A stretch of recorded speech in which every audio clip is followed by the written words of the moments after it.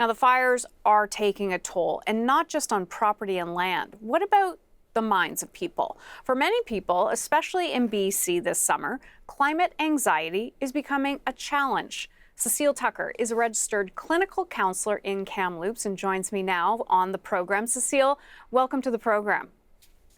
Hi, thanks so much for having me. Yeah, what have you been seeing over the years when it comes to climate anxiety? A huge increase. When I first started my practice about 7 years ago, this wasn't something that was really talked about. I can't think of a single client who came to me with that as a concern. Whereas now, I would say the majority of my clients, at some point in our work together, we end up talking about climate anxiety. So it's really increasing. So can you explain maybe to someone who wouldn't know what climate anxiety is? How do you diagnose that? What would someone have? Well, climate anxiety is like any other type of anxiety that we might be experiencing. But of course, like the name suggests, it's about the climate. So we might see physical symptoms. That might be a racing heart, that might be sweaty palms, that might be difficulty breathing. And we also see a change in how we think. So we might notice that our thoughts are kind of spinning around what if questions or how am I going to handle this if that happens. Our thoughts might be really intrusive. So we don't seem to have control to say, you know what, I don't want to think about this right now. Thoughts just come in and they almost demand to be experienced or thought in that moment. So BC and other provinces, including Alberta, also Nova Scotia, very damaging wildfire seasons recently. Quebec as well comes to top of mind. Can you, go through that kind of experience and help deal with a new threat, or does it lead instead to more trauma? Hmm. I think it could be either, depending on how it's processed. So, what I've unfortunately seen quite often is that one season people will experience something traumatic. So, maybe it's flooding of their home, maybe it's someone they love, their house burning. And so, we're left with kind of this trauma. And often we try and kind of just move forward, keep going. And we don't take time to process our experience.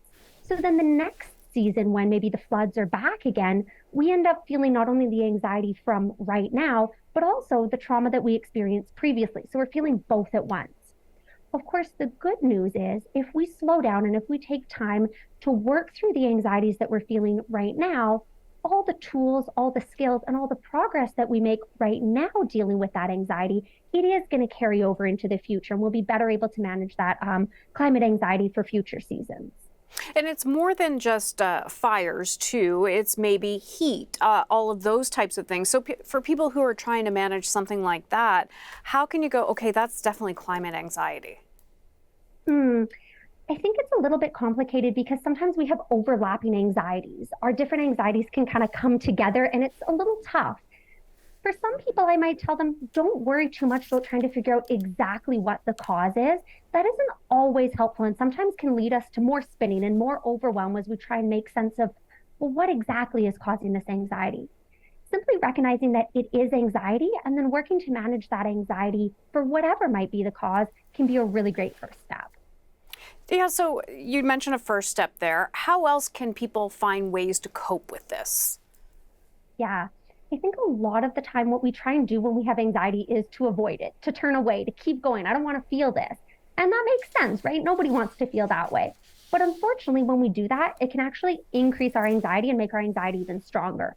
So, what I often suggest is can we, in a way that feels safe and comfortable to you, whether that's with someone you love, whether that's with a professional, can you actually turn towards that anxiety and allow yourself to start feeling it a little so that we can start working through it?